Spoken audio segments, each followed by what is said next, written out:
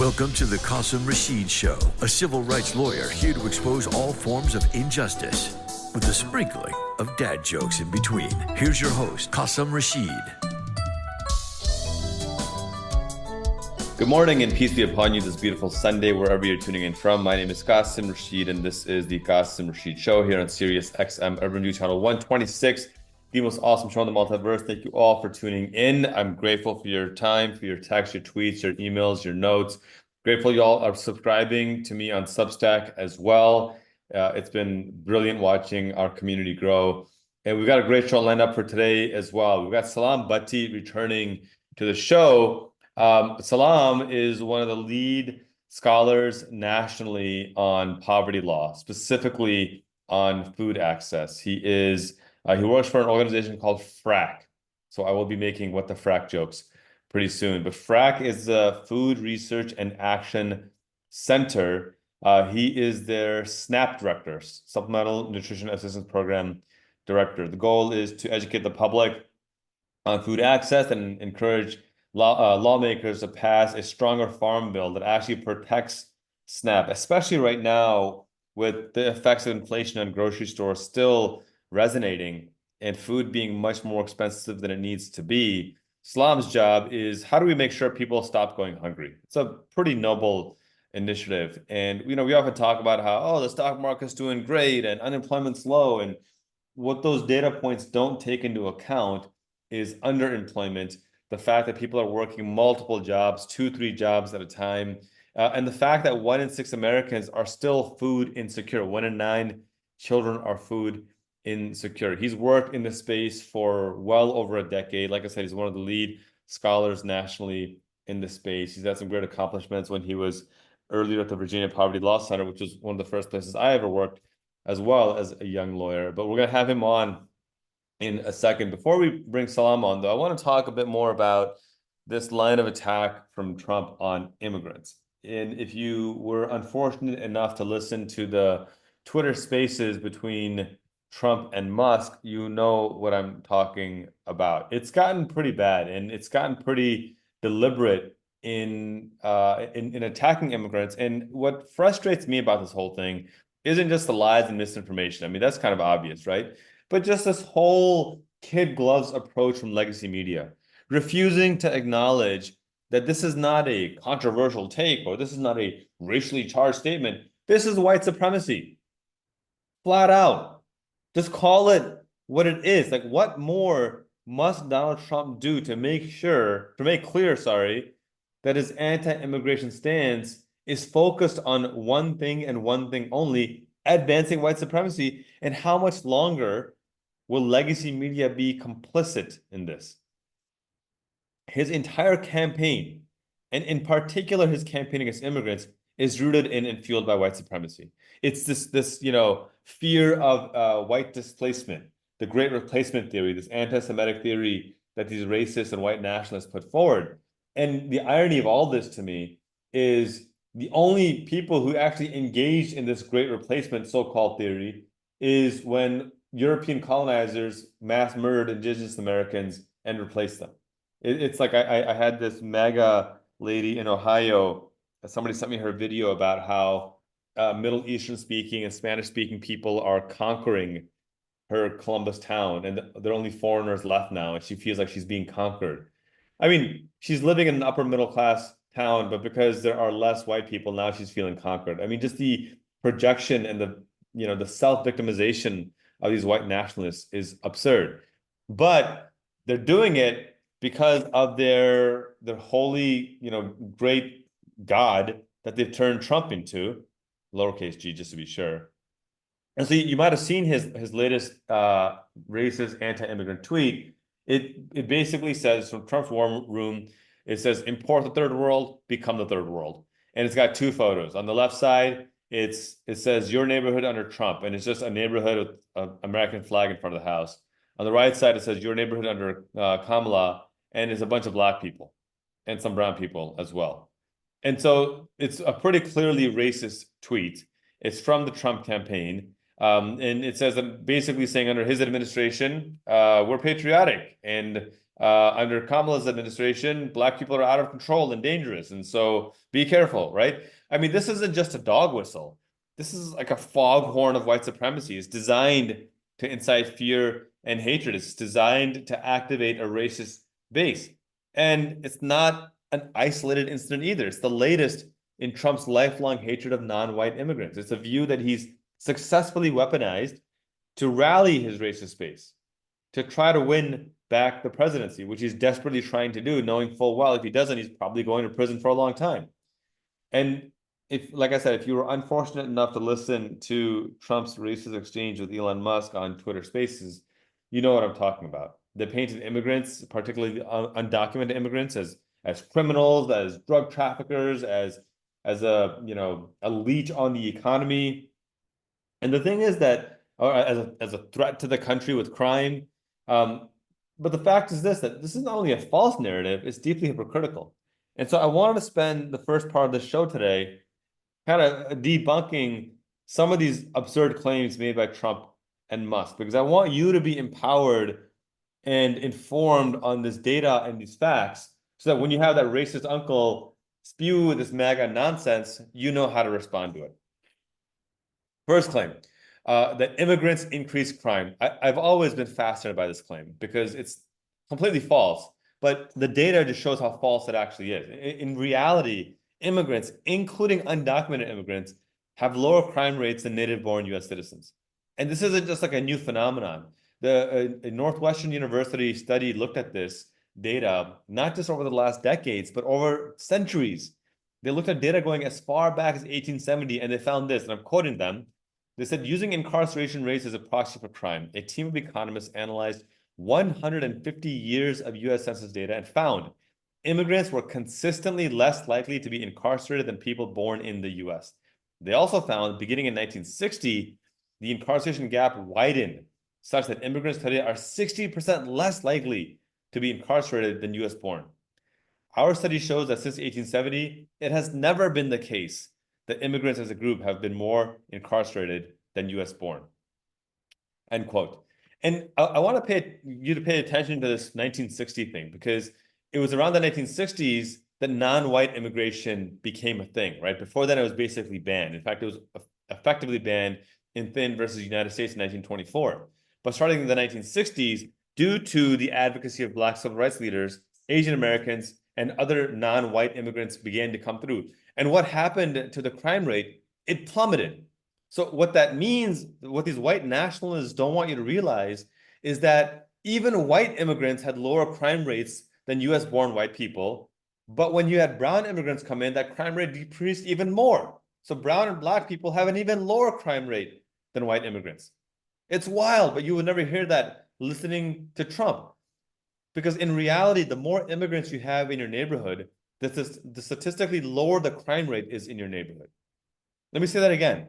The more immigrants you have in your neighborhood, the statistically lower the crime rate is in your neighborhood.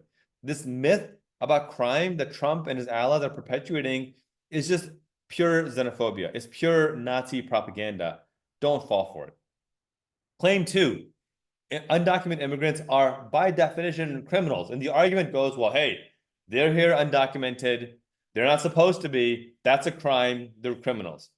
Well, unfortunately for these people, words matter. And none of that makes any sense. And here's why. This rhetoric that immigrants are criminals by virtue of being undocumented is completely false and disingenuous. It's misleading. Crossing the border without proper documentation is a civil violation. It has always been a civil violation. It's not a criminal offense. It's comparable to receiving a parking ticket or a speeding ticket. It's a misdemeanor, not a felony.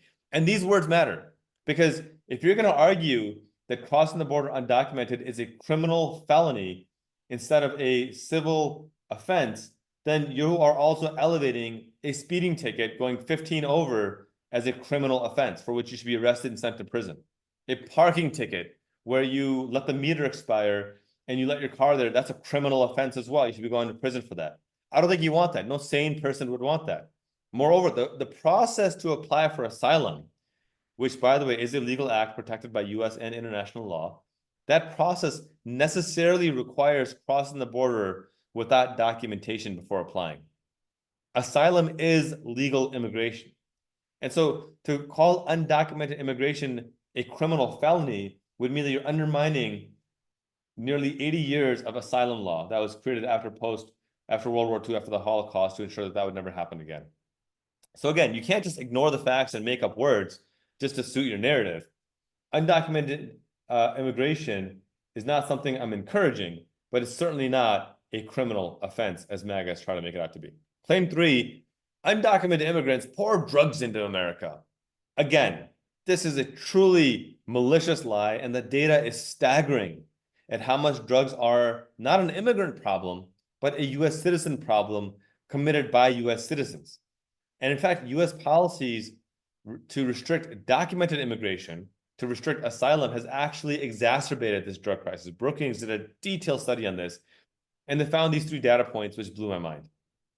1, 88% of drug trafficking is conducted by US citizens, not by immigrants. 88%. So 9 out of the 10 people caught drug trafficking are US citizens. 2, and we hear about fentanyl all the time. Well, fentanyl is killing us, and fentanyl is doing that, and immigrants are bringing fentanyl, and the caravan of migrants are bringing. Out of those arrested by Border Patrol for illegal crossings, only 0.02% were found with any fentanyl. Not 2%, not 0.2%, 0.02%. In other words, 99.98% of fentanyl discovered was at ports of entry, and the vast majority of traffickers are US citizens. But only 0.02% of undocumented crossings had any fentanyl. This is not where our drug crisis is coming from. And in fact, the annual deaths from fentanyl doubled between 2019 and 2021 after the US government banned asylum, a policy that did actually nothing to curb the source of the problem, which is the lack of meaningful drug policy reform. We need to focus on meaningful drug policy reform, smarter border management that targets actual traffickers, and a more humane immigration system that reflects the actual values of justice and fairness. We have more than 4 million jobs that migrant workers take. By banning and restricting immigration, we are not filling those jobs, raising our food prices, and making things more expensive for us as well. It's a lose-lose situation. And number 4, the idea that immigrants drain the economy. In reality, countless studies show that immigrants are a massive benefit to the economy. Far from the taking black jobs, as Trump claims, immigrants actually ignite the economy, and they decrease overall unemployment. They raise wages overall as well. And I can cite numerous studies. I mean, there is no shortage of studies because it's been tested over and over and over again. And all these different organizations come to the exact same conclusions because the data speaks for itself. But I'm going to cite one by the George W. Bush Institute, lest somebody claim that I'm cherry-picking a left-leaning organization. The Bush study concludes that immigration, quote, I'm quoting from them right now, quote, immigration fuels the economy. When immigrants enter the labor force, they increase the productivity capacity of the economy and they raise the GDP. Their incomes rise, but so do that of natives. It's a phenomenon dubbed the immigration surplus, and it amounts to $72 billion per year. That's not chump change. It's a lot of money. But what about undocumented immigrants, right? That's the argument that MAGAs make. Well, we're not talking about legal immigration. We're talking about these undocumented immigrants who are leeches on society. Well, you're wrong. They're not a drain on society. In fact, the Institution of Taxation and Economic Policy reports a shocking fact that no sane person could argue is bad for the economy. ITEP, the Institution of Taxation and Economic Policy, says undocumented immigrants paid $97 billion in federal, state, and local taxes in 1 year, in 2022 alone. Most of that, $59 billion, was paid to the federal government, while the remaining $38 billion was paid to state and local governments. For perspective, undocumented immigrants pay more in taxes than the entire GDP of at least 10 US states. Their taxes that are paid towards Medicare, our Medicaid, our social service programs, for which they receive no benefit whatsoever. Salaam's going to talk about that in just a minute. And by the way, that's also more in taxes annually than Musk or Trump will ever pay in a lifetime, and thus the hypocrisy of it all. I'm down to a couple of minutes before I got to bring on Salaam, but let me just cover in these next 2 or 3 minutes the hypocrisy of it all. because this is the part that blows my mind, right? Donald Trump, a convicted felon, is fear-mongering about an immigrant and committing crime. Dude, you're a criminal. How are you going to fear-monger about immigrants committing crimes when you've been convicted of 34 felonies? How are you going to complain about immigrants when two of your wives are immigrants, including Melania, who by Trump's own definition was an illegal immigrant herself? She was here without a visa. She was undocumented. Elon Musk is an immigrant who he was having this Twitter Spaces to, and while he's not a convicted felon yet, he's been credibly accused of violating campaign finance laws in Michigan and credibly accused of violating campaign finance laws and donating to Trump's campaign. But perhaps even worse, there is credible evidence that at one point Elon Musk was himself an undocumented immigrant. His brother called him an illegal immigrant by his own admission. Listen to the short 16-second clip from 2013 where his brother admits that they were both illegal immigrants. In fact, when they did fund us, they realized that we were illegal immigrants. Well, I mean, Yes, we were. I'd say it's a gray area. Yeah, yes, we were. We were illegal immigrants. We were sleeping in the office. We didn't have a car. We had one car, but the wheel kept falling off. So by his own admission, Musk was an illegal immigrant, illegally sleeping at the office. He was homeless. You know how much they hate homeless people. And he didn't even have a car. He was low income. That's a leech on society. But now Musk seems to have a short-term memory as he proudly paints this caricature of all immigrants, particularly undocumented immigrants, as here illegally and a leech on society and crime-ridden and committing illegal acts. And this is the fundamental point, that far from proposing any kind of meaningful solution, Trump has actively sabotaged efforts to create a functional immigration system. He deliberately killed a bipartisan immigration bill that could have addressed many of these issues. He has been on record that he does not want Biden to get a win on immigration. And by the way, I've been super critical of Biden on immigration as well. He's by no means a savior in this space. But Trump's active sabotage, while claiming that immigrants are the problem, contrary to facts, is what I'm frustrated about. And the media's role in this is crucial. They keep letting him off as, oh, that's just Trumpism. No, this is active fascism and white supremacy.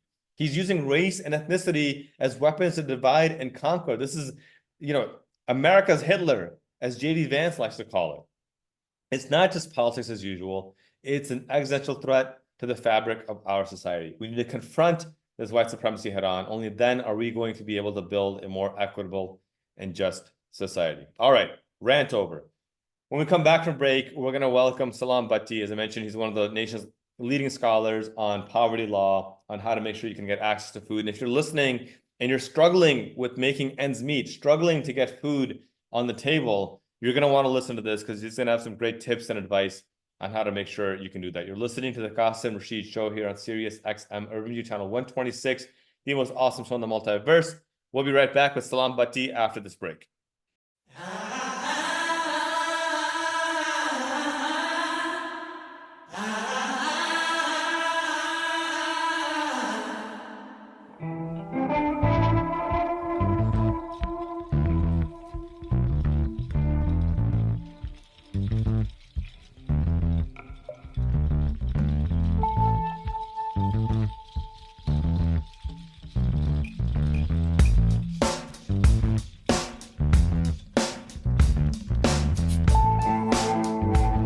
Welcome back. You're listening to the Qasim Rashid Show here on Sirius XM Urban View Channel 126, the most awesome show in the multiverse. I am excited to welcome back my good friend Salaam Bhatti.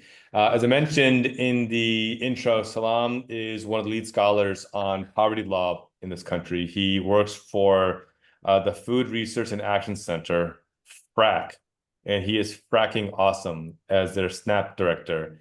I'm going to use that frack pun a lot because I know it annoys Salaam, but also because I think it's a hilarious dad joke.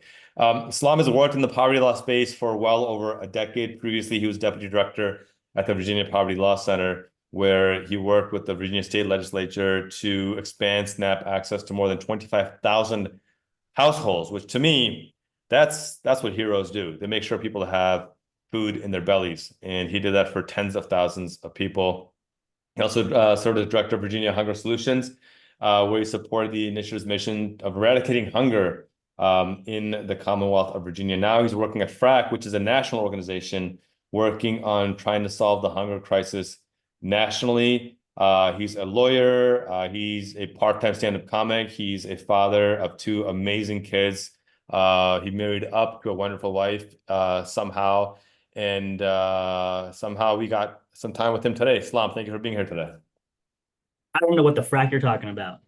Islam, we've got a weird place in this country right now where we keep talking about how great the economy is doing, how low unemployment is, how well the stock market is doing. And if I know you, that makes you cringe every single time people mention those data points. Why does that make you cringe so bad? Because those data points don't show what's actually going on the ground. I mean, from January 2020 to November 2023, we saw the cost of food at grocery stores increase 24%. And what else also increased at the same time? We saw that hungry people in America grew as well. That in between 2021 and 2022, we saw 10 million more people going hungry. So we're at 44.2 million people who are going hungry right now. And nobody's talking about that when they talk about the stock market. 44.2 million people. I mean, you're talking well over 10%. It's almost 15% of the US population. It's basically 1 in 6 people that are going hungry right now. And you talk about a 24% increase in food prices. The minimum wage has increased a whopping 0% over the last 15 years.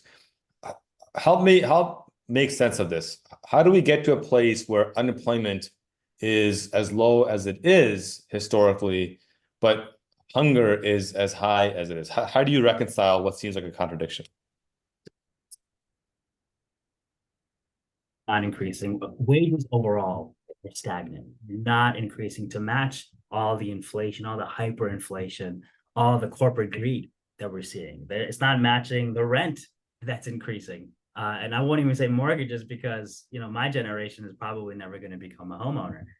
So we have all these increases happening. Wages are not increasing, and yet we're still expecting people to be able to put food on the table, all while Congress is, there's the House Agriculture Committee that just passed legislation that should be going to the floor at some point that actually cuts $30 billion in the Supplemental Nutrition Assistance Program known as SNAP, the benefits to actually help people put food on the table. So all these things that we're talking about, stagnant wages, increased cost of living across the board. And yet, what are we going to do? We're going to cut $30 billion from people being able to put food on the table.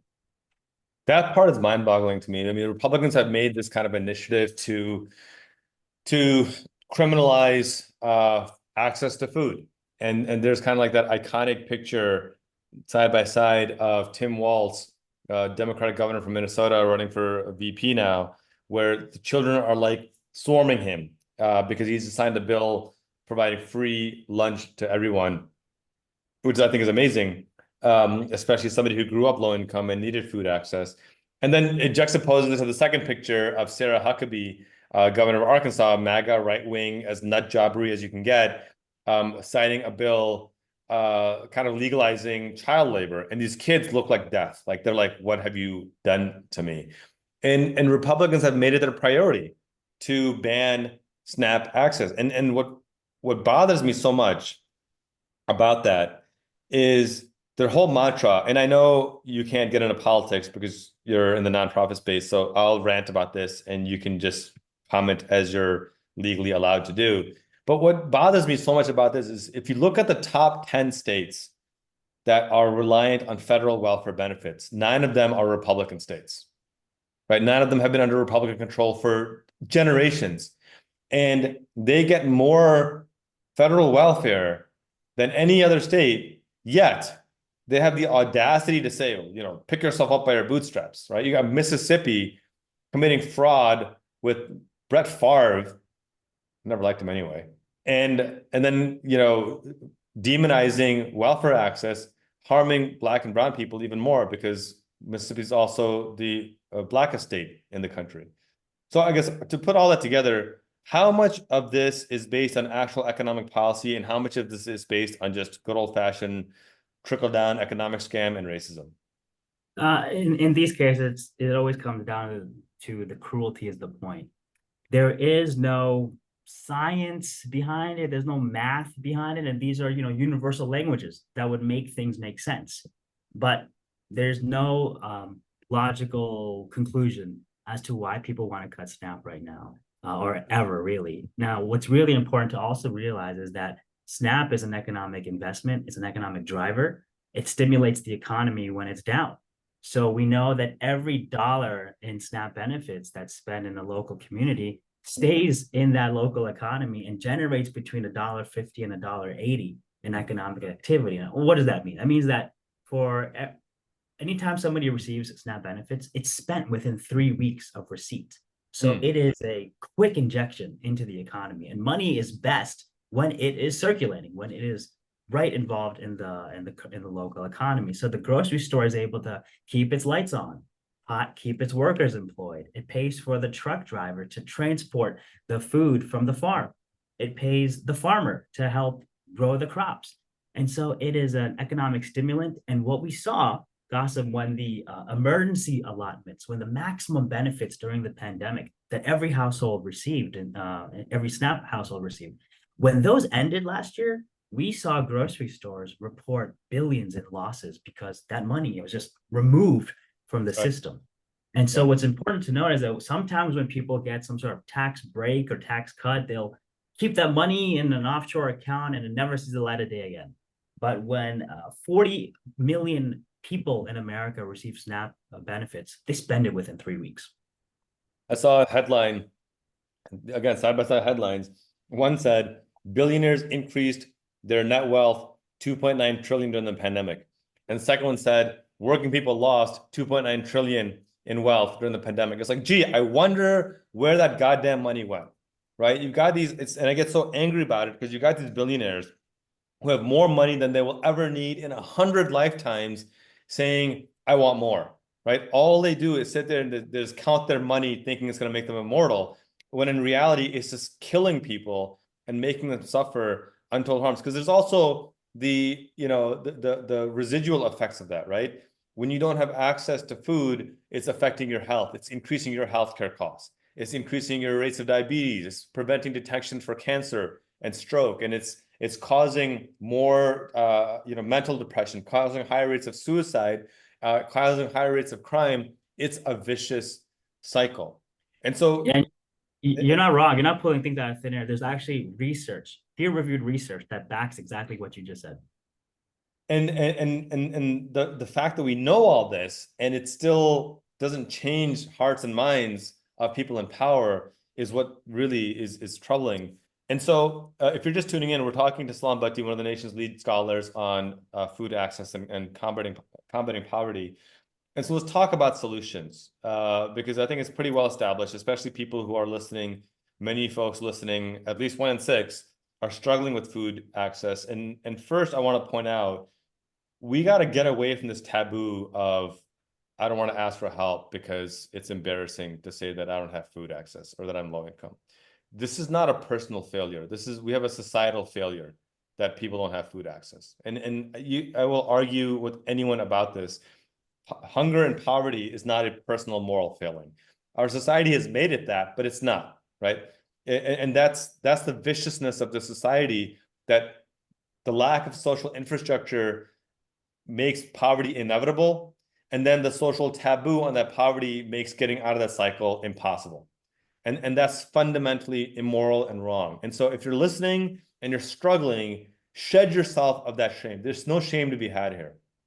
And redirect that energy into this question that Salaam's about to answer is, if you find yourself in that situation, what can you do to get out of poverty? How do you get food access? Because programs do exist that are being underutilized. And two, what are some of the broader projects that you're working on at FRAC to solve this fracking problem?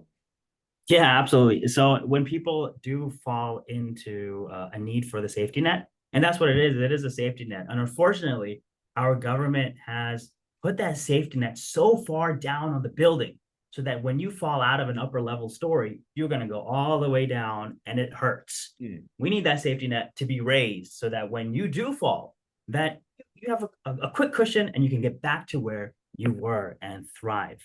So that's something that we're working on broadly. But if you fall into that, if and when you do fall into that situation, because we do see that a larger number of people do need the welfare assistance, reach out to us at frac.org. You can reach out to me on TikTok at Poverty Lawyer, and I'm always happy to connect you with a local resource to help you get SNAP benefits. One of the things that I helped make was something called snapscreener.com. And that's a quick way to put in the income that you have and see if you can qualify for SNAP and how much you could receive in benefits. And over 1 million people have used that across the country. And it's actually, I just woke up yesterday with this warm feeling inside of, hey, I helped make that. And it's helped unlock a lot of benefits for people. So that's something that you can do for yourself. But overall, like bigger picture, what FRAC is doing is, we're looking at the solutions. One of the solutions that we are working on right now is in front of Congress right now, because we do lobby in front of Congress to have a stronger and better farm bill. And the farm bill is the legislative machine that houses the SNAP program. It's a lot of stuff going on in there. The thing that we care about, me particularly, is SNAP. One of the things that Congress, or not Congress, but some Congress members want to do is change the thrifty food plan. And the thrifty food plan, in case you've ever wondered, hey, I receive SNAP benefits and I receive $257 a month. How is that calculated? Well, that's calculated by the formula called the thrifty food plan. And the thrifty food plan is one of 4 plans or formulas that the USDA, the United States Department of Agriculture, uses that can calculate the SNAP benefit amount. Unfortunately, the thrifty food plan is the cheapest one, and that's why SNAP benefits are so low. Now, what some Congress members want to do is they want to cut the thrifty food plan. So we already know that people are not receiving enough. People receive on average of $6.20 per person per day. And an average meal costs $3.99. So you do the math, it's not enough. So what they want to do is they want to cut the thrifty food plan, but we are fighting back and saying you cannot cut the thrifty food plan. And in fact, what we want to actually replace it with the next plan up, the low cost food plan, because that's where we are as a nation right now, where how much people need help. We also want to eliminate the 5-year bar that immigrants face. So before the welfare reform that Clinton implemented in 1996, before that, immigrants were eligible for what was known back then as food stamps. But then in 1996, that was changed during the Great Welfare Reform Act. Immigrants now have to wait 5 years before they are eligible for SNAP benefits. What's the logic behind that? What's the reasoning? You have to work for 5 years or something to prove that you're in need? It doesn't make any sense. Again, it's the cruelty is the point. And so what we want to do is we want to lift that 5-year bar and remove it entirely so that immigrants who are here, can also receive SNAP benefits. The Statue of Liberty, it's all about give me your tired and your poor and those who are yearning to breathe free. But how are you going to breathe free if you can barely even eat here? And then we also want to increase access for college students to receive SNAP benefits as well. They have to currently work 20 hours a week to be able to qualify for SNAP benefits. And if we want our future to have a successful education so that they can have a brighter future, we should want them to study while they're in college, not focus on working a part-time minimum wage job. So that's something that we're also very concerned about. We want to enhance access to SNAP for these college students. What is the full budget? I think it's about 119 billion, for SNAP spent every year. Yeah, it's not much. It's a drop in the bucket when you look at the overall federal budget. So we're not asking for a lot. We're asking, but who we are asking for is a lot. And that is what matters. We are asking for support of our people.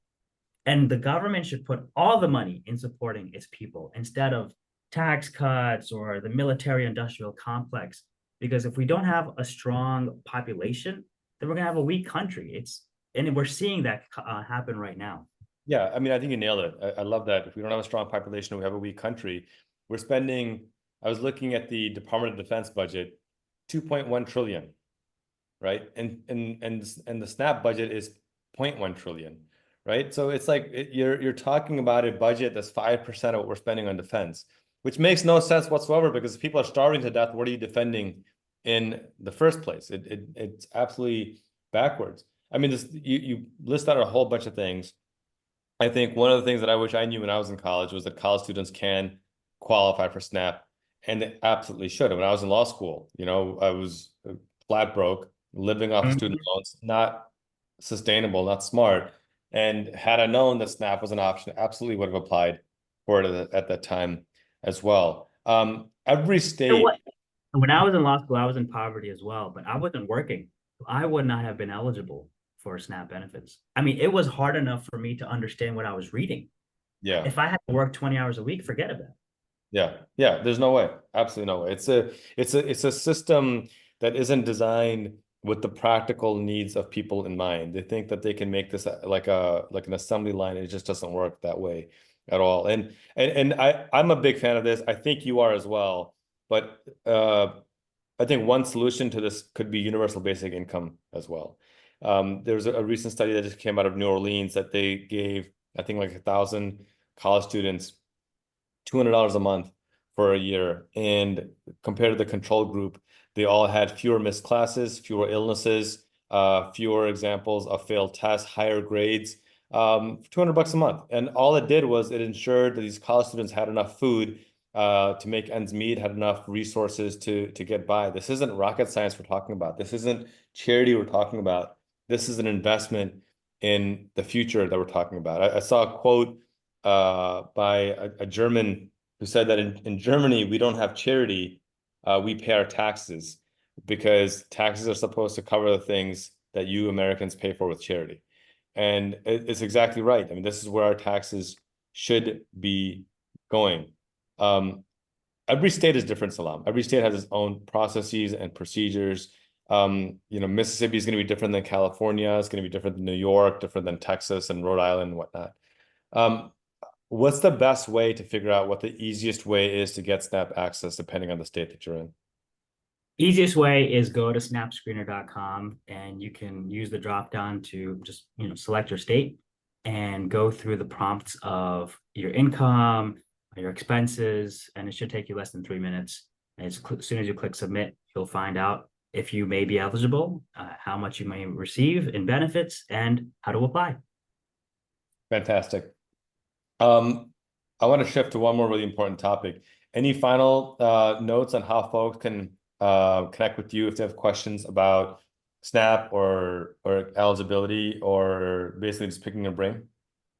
Yeah, absolutely. I'm pretty active on TikTok at Poverty Lawyer. You can also email me at sbhatti, Bhatti, at frac.org. And I'm all about connecting people to the right source. So in case I don't know the answer, I think I should know somebody who does know the answer. And I'm always happy to make that connection. And then finally, we would love your audience to also be advocates as well. We have a very crucial farm bill coming up. And so we need every single voice across the country reaching out to the Congress member and letting them know we need a strong farm bill that not only protects the farmers and supports them, but also protects and supports the over 40 million of us who are going hungry every day. And you're also at Salaam on Twitter as well.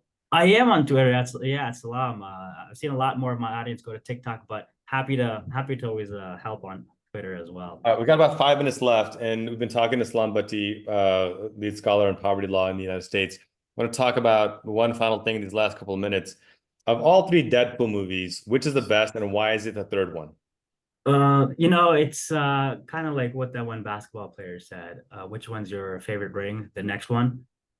So maybe which one's the best Deadpool? The next one. But yes, Deadpool 3 is phenomenal. I mean, I was ecstatic the whole time, like pointing at the screen like Leonardo DiCaprio in that GIF. Like, yeah. Oh my God, look at that. Look at that. Look at that cameo. It was wonderfully done. I mean, Henry Cavill's cameo was hilarious, especially with all the cultural context that's involved as well. Yeah, and if you're listening and you haven't seen it yet, first of all, shame on you. Second of all, we are going to be talking a few spoilers over the next couple of minutes. So if you don't want spoilers, then mute me for 4 minutes and we'll come back to me as well. No, I thought it was fantastic. I thought it tied in the overall multiverse series really well. I guess I read that one of the reasons why Wolverine's backstory didn't land as well is because initially it was intended to be a backstory that tied in Kang the Conqueror, that Kang the Conqueror destroyed the X-Men of his universe and he ran away. But obviously, with the shift from Kang the Conqueror to Doom, Doctor Doom, they kind of had to let that go and do a couple of reshoots and whatnot, which I'm a little bit disappointed in because that would have been cool to have that tie in as well. Yeah, absolutely. I really enjoyed the references to Spider-Man, even though they couldn't use Spider-Man. Yeah. There was like, I think, a fight sequence that Deadpool did that was the same as Spider-Man in a previous film. There was like a hidden picture that included Tony Stark, but it was covering Spidey. So it's really just really clever. And that's what we like to see in movies, right? Very clever. And if you go on Chris Hemsworth's Instagram, every comment is, "Why were you crying in Deadpool? Why were you crying in Deadpool? Why are you crying in Deadpool?" That part was hilarious. No, the comedic lines were great. The nod to Blade, the failures of relaunching Blade was hilarious as well. Wesley Snipes goes, "I'm Blade, and the only Blade that ever will." I was gonna text Mahershala and be like, "Hey man, this is a shot across the dark. Like, what's going on here? Shots fired." That would have been hilarious if he just like walked by in the background.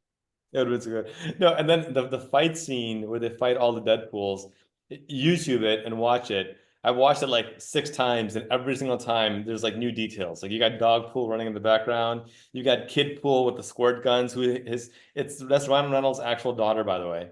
And so he made it a family affair, which I think is hilarious. And he wouldn't give her real guns, so he gave her squirt guns because in their hands.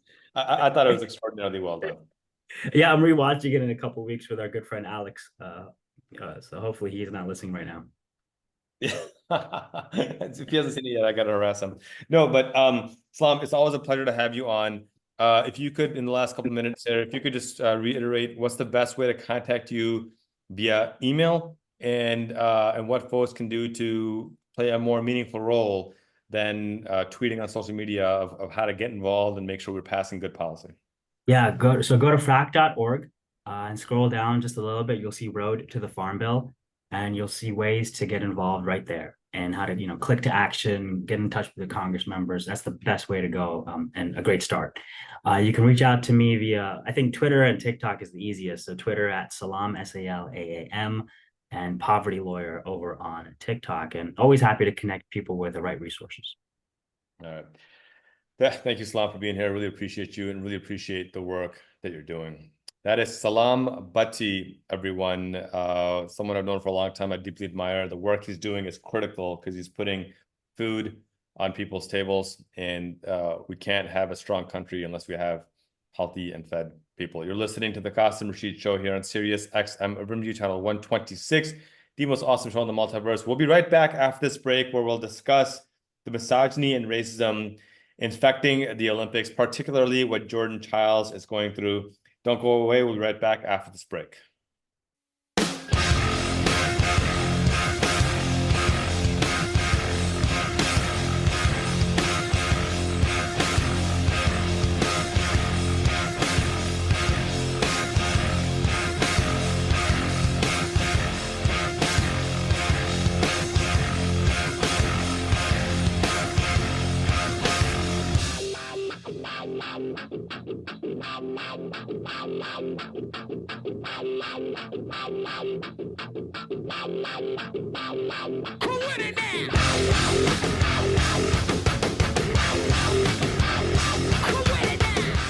Welcome back. You're listening to the Qasim Rashid Show here on Sirius XM Urban View Channel 126, the most awesome show in the multiverse. That was Salaam Bhatti, Snap Director for Frack, and he is fracking awesome.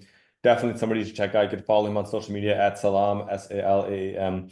I think he's on Twitter. And look, if you're struggling with food, reach out to him. He is an excellent resource, no matter where you are in the country, to figure out what the best way to navigate food access for you is. I want to close by talking about what's going on with Jordan Childs. If you are paying attention to what's happening post-Olympics, she is a brilliant gymnast for the USA Olympic gymnastics team.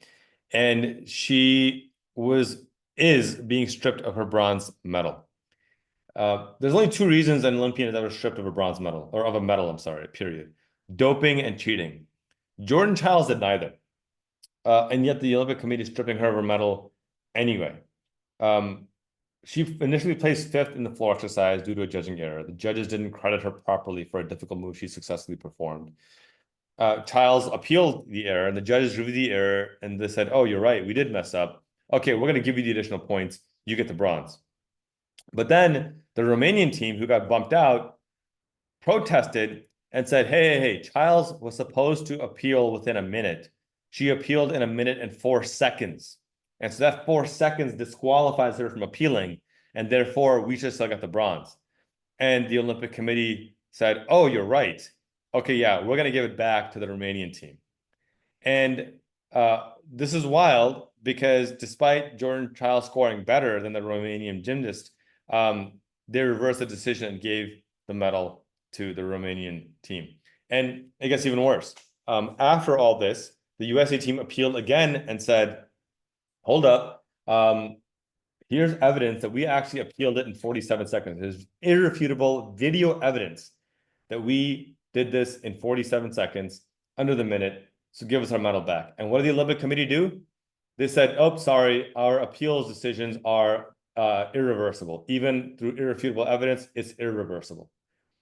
This is wild to me.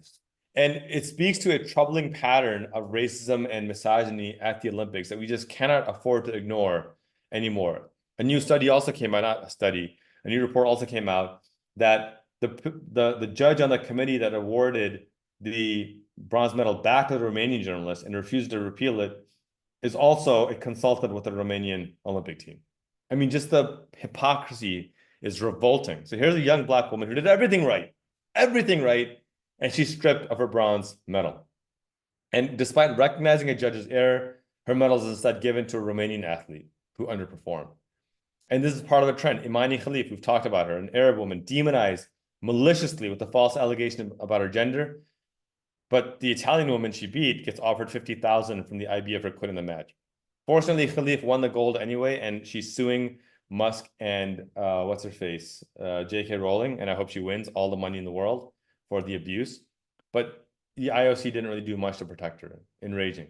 Sha'Carri Richardson, a Black woman, was banned from the 2021 Olympics for using marijuana as an antidepressant after her mother died. But meanwhile, Russian athlete Kamila Valieva tested positive for a banned performance-enhancing drug, trimetazidine. You get the point. It was a banned substance, and she was still allowed to compete in the Olympics undeterred. This Olympics, French athletes who wore the hijab out of their personal modesty were banned from competing in the Olympics. Meanwhile, Alan Hedsick and Steven Van de Velde, 2 white men who committed sexual assault and rape of a minor respectively, in violation of Olympic ethics rules which ban sexual assault, were still allowed to compete undeterred, unhindered. It reminded me of a recent study that came out a couple of years ago that said that Black people actually do need to be twice as good because they receive extra scrutiny from bosses, which can lead to worse performance reviews, lower wages, and even job loss.